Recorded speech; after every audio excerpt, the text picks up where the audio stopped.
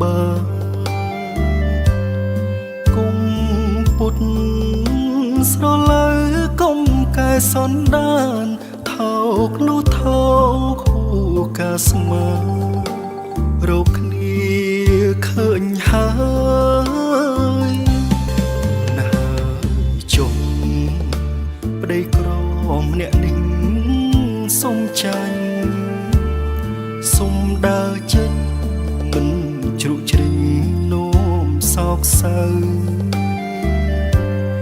គ្រួសារមួយធ្លាប់មានភាពកក់ក្ដៅអូនអុកលុកឆាឆៅចែកផ្លូវអាណិតតែគូ